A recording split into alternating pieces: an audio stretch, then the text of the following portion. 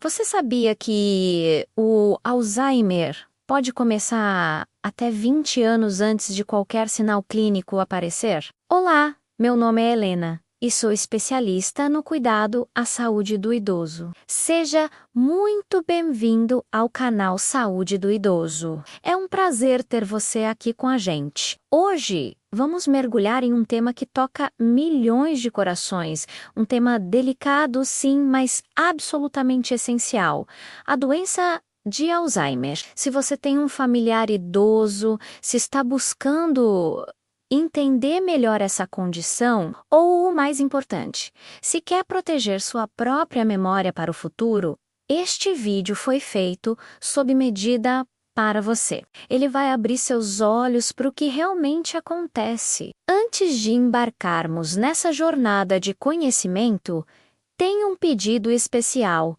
Inscreva-se no canal agora mesmo. E não se esqueça de ativar o sininho para que você não perca nenhum dos nossos próximos conteúdos sobre saúde, memória e longevidade. Juntos, vamos construir um futuro mais consciente e saudável. Agora, prepare-se, porque vamos desvendar algo fascinante e, ao mesmo tempo, um pouco assustador. O que acontece dentro do nosso cérebro, silenciosamente, muito antes dos primeiros sintomas do Alzheimer sequer darem as caras? A doença de Alzheimer não é apenas um esquecimento comum. Ela é uma condição neurodegenerativa, progressiva e, infelizmente, irreversível. Ela afeta principalmente pessoas com 60 anos ou mais. E os números são alarmantes. Só aqui no Brasil, cerca de 1.800.000 pessoas idosas convivem com essa doença. E sabe o que é mais preocupante? Esse número não para de crescer a cada ano conforme a nossa população envelhece. É uma realidade que precisamos encarar de frente. Mas o que acontece lá dentro, no cérebro? O Alzheimer se instala por causa do acúmulo de proteínas anormais, as famosas beta-amiloide e tal. Imagine assim: as placas de beta-amiloide são como entulhos que se formam entre os nossos neurônios, dificultando a comunicação, como se criassem barreiras no caminho. Já os emaranhados de Tau, por outro lado, atacam a estrutura interna das células nervosas, comprometendo a função delas, como se destruíssem toda essa estrutura. E o mais intrigante é que esse processo é um verdadeiro espião silencioso. Ele pode começar até 20 anos antes de qualquer sinal clínico aparecer. Sim, você ouviu bem. 20 anos antes do diagnóstico. Nesses anos, pequenas e quase imperceptíveis alterações começam a surgir no hipocampo. Lembra dele? É a região do cérebro que é o centro de comando da nossa memória e do aprendizado. Mesmo com essas mudanças, a pessoa leva uma vida completamente normal, sem perceber absolutamente nada de diferente.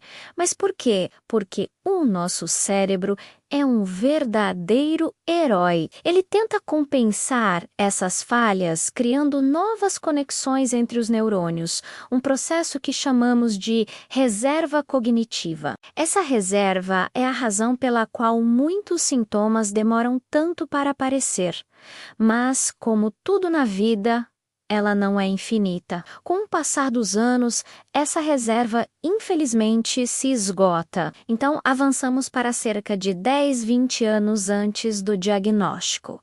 Nesse ponto, a destruição dos neurônios já se intensificou. Os emaranhados de Tau começam a se espalhar por outras regiões do cérebro, como o córtex temporal e o córtex parietal, afetando outras funções importantes. Nessa fase, exames de imagem mais avançados, como o PET scan, já conseguem detectar as alterações cerebrais. No entanto, no dia a dia, para quem observa de fora, a pessoa ainda parece completamente normal. É aqui que começam a surgir aqueles pequenos esquecimentos que muitas vezes ignoramos.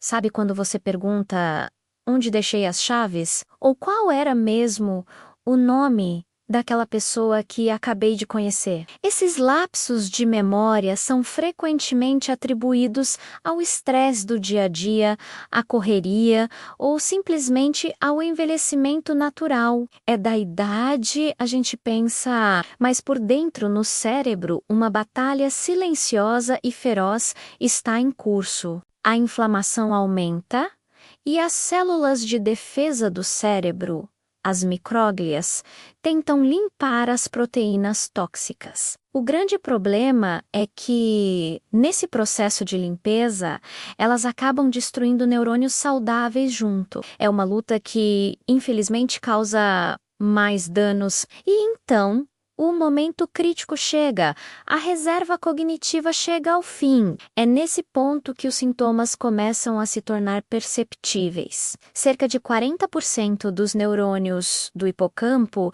aquele centro da memória, já foram perdidos. A pessoa começa a esquecer conversas recentes, tem dificuldade para encontrar palavras. Perde-se em lugares que antes conhecia como a palma da mão e, o mais sutil, apresenta mudanças leves na personalidade, como uma irritabilidade que antes não existia ou uma apatia incomum. Nessa fase, ainda há autonomia para realizar as atividades básicas do dia a dia, mas os familiares com o coração apertado já começam a notar que algo não está certo. É um sinal de alerta que não pode ser ignorado. Com o avanço inexorável da doença, áreas cada vez maiores do cérebro passam a ser afetadas. Os lobos frontais, que são os responsáveis pelo nosso planejamento, pela nossa capacidade de tomar decisões e de julgar,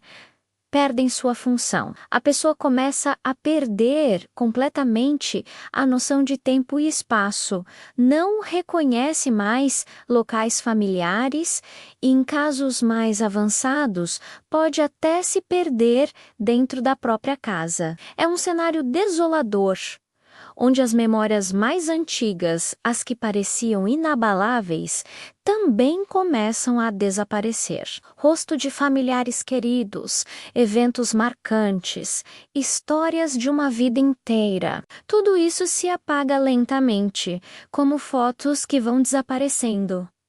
Pouco a pouco, até sumir completamente. Atividades cotidianas que para nós são tão simples como se vestir, comer ou tomar banho, tornam-se desafios monumentais. A dependência aumenta e, junto com ela, podem surgir alterações comportamentais intensas, que são um verdadeiro choque para a família, agressividade, desconfiança profunda e até alucinações. É um quadro que exige muita compreensão e cuidado. Visualmente, o cérebro começa a encolher. Se comparássemos uma ressonância magnética atual com uma de anos antes, veríamos os sulcos cerebrais mais profundos, como vales secos e os ventrículos aumentados. Essa é a evidência física e irrefutável da perda massiva de conexões entre as células nervosas. É o cérebro se desfazendo de certa forma. Na fase avançada, o impacto é verdadeiramente devastador.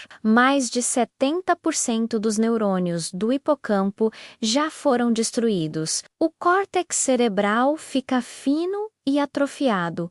Como uma casca vazia, a produção de neurotransmissores essenciais, como a acetilcolina, que são os mensageiros químicos do nosso cérebro, cai drasticamente. A pessoa perde completamente a memória, não reconhece mais ninguém e até mesmo as funções básicas, como a capacidade de engolir e mastigar, são severamente comprometidas. Ela se torna totalmente dependente para todas as atividades, ficando extremamente vulnerável a infecções. A comunicação verbal é quase inexistente. Muitas vezes, o olhar está vazio, porque as conexões que davam sentido ao mundo mundo simplesmente já não existem mais. A maioria dos pacientes nessa fase, infelizmente, falece devido a complicações como pneumonia aspirativa, infecções diversas ou problemas cardiovasculares.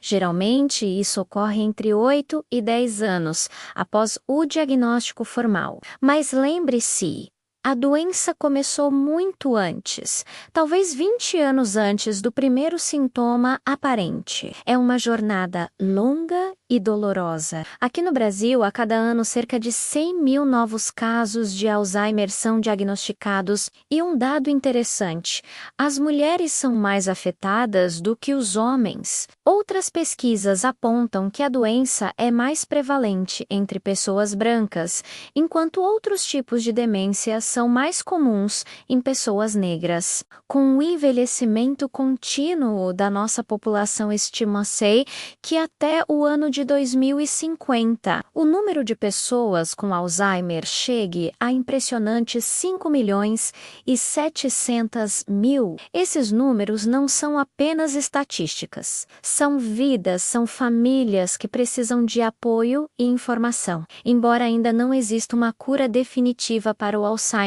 não podemos perder a esperança. É absolutamente possível retardar o avanço da doença e, o mais importante, preservar a qualidade de vida tanto do paciente quanto de seus familiares. Pequenas mudanças no estilo de vida podem fazer uma enorme diferença. Manter uma rotina de exercícios físicos, por exemplo, não só faz bem para o corpo, mas também é um santo remédio para o cérebro. Ter uma alimentação equilibrada, rica em nutrientes e antioxidantes. É como dar combustível de alta qualidade para a sua mente. E o que dizer sobre ler, aprender coisas novas, desenvolver novas habilidades e, principalmente, cultivar laços sociais fortes e significativos? Todas essas atitudes são poderosas aliadas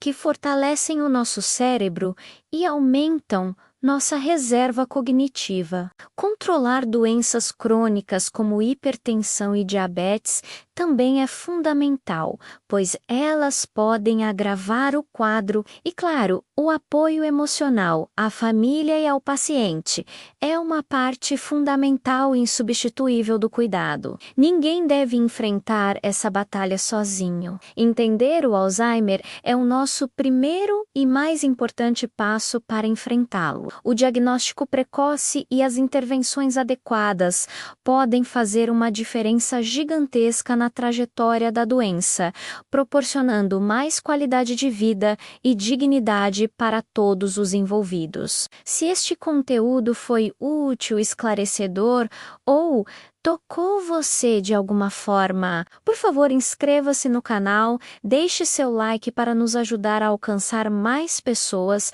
e compartilhe este vídeo com quem precisa compreender melhor essa condição complexa. Nos próximos episódios, vamos mostrar estratégias práticas e cientificamente comprovadas para fortalecer o cérebro em qualquer idade. Lembre-se: cuide do seu cérebro hoje para garantir suas memórias amanhã.